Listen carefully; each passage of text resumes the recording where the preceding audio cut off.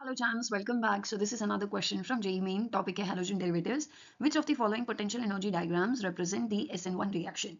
SN1 reaction के लिए जो करेक्ट कर्व होता है वो आपका पहली बात SN1 रिएक्शन जो है वो कितने स्टेप्स की रिएक्शन होती है? SN1 रिएक्शन का फुल फॉर्म क्या है? Substitution nucleophilic unimolecular.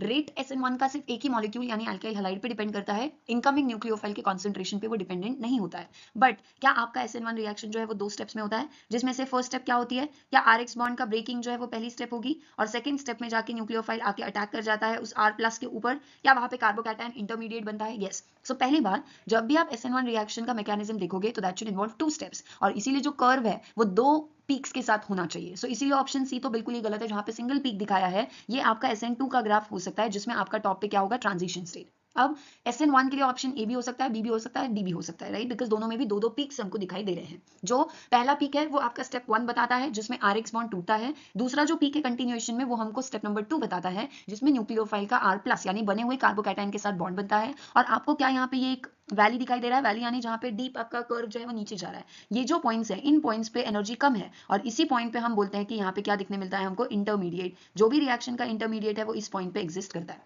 क्लियर? सो यहाँ पे भी इंटरमीडिएट है, यहाँ पर भी इंटरमीडिएट है और यहाँ पर भी इंटरमीडिएट है। अब अगर हम RX के बॉन्ड टूटने की बात करें तो RX बॉन्ड टूटने के बाद जो कार्बोकैटायन बनेगा वो कार्बोकैटायन हमेशा एनर्जी लेवल ज्यादा पे होगा, और इस कार्बोकैटायन के इंटरमीडिएट को हम यहाँ पे देखेंगे, राइट? तो ये जो पीक है, ये जो पीक है, इस पीक पे क्या होना चाहिए आपका? कौन सा प्रोसेस चलना चाहिए? R और X का बॉन्ड जो है वो पार्शियली टूट चुका होगा, वो ये वाला पॉइंट है जिसकी एनर्जी ज्यादा है।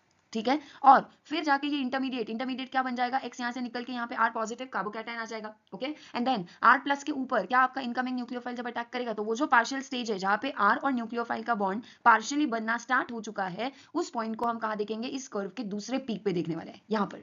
और हमेशा याद रखना कि RX का बॉन्ड टूटना, ये जो आपकी स्टेट है, इस स्टेट में पार्शियली बॉन्ड टूटा है RX वाला, उसकी एनर्जी हमेशा ज्यादा होगी R और NU के पार्शियल बॉन्ड बने हुए उस स्टेट से। और इसीलिए कर्व में हमेशा पहले स्टेप का कर्व जो है उसका जो भी आपका बन रहा है बीच में इंटरमीडिएट, इंटरमीडिएट यानी कार्बोकैटायन से पहले जो आपका स्टेज है उसका एनर्जी ज्यादा होगा, और कार्बोकैटायन पे जब न्यूक्लियोफाइल आके अटैक कर चुका होगा तब जो दूसरा कर्व है उसका एनर्जी हमेशा कम होगा। सो पहला जो कर्व था ऑप्शन ए में, आपको ये देखो, ये जो पॉइंट है और ये जो पॉइंट है दोनों की एनर्जी लेवल सेम दिखाई है, बट वो सेम नहीं होती है। फर्स्ट कर्व की हाइट ज्यादा होगी compare to the second curve. First curve का जो ये ऊपर जो पॉइंट है पीक पॉइंट, उसकी एनर्जी ज्यादा होगी कंपेयर टू सेकंड कर्व का पीक पॉइंट। क्लियर है? और जो ऑप्शन बी उसमें उल्टा दिखाया है, फर्स्ट कर्व की हाइट कम, सेकंड की हाइट ज्यादा। सो ये आपका SN1 का कर्व नहीं होता है। SN1 के लिए जो करेक्ट हमारा कर्व है वो है ऑप्शन डी, और वहां पे आपको मेन पॉइंट जो देखने थे वो थे कि दो पीक्स होने चाहिए, और दोनों पीक्स में से हमेशा फर्स्ट वाला जो पीक होगा उसका हाइट ज्यादा, सेकंड वाले पीक का हाइट कम होना चाहिए, और उसी के अकॉर्डिंग हमने करेक्ट ऑप्शन जो है वो ऑप्शन डी को मार्क किया है।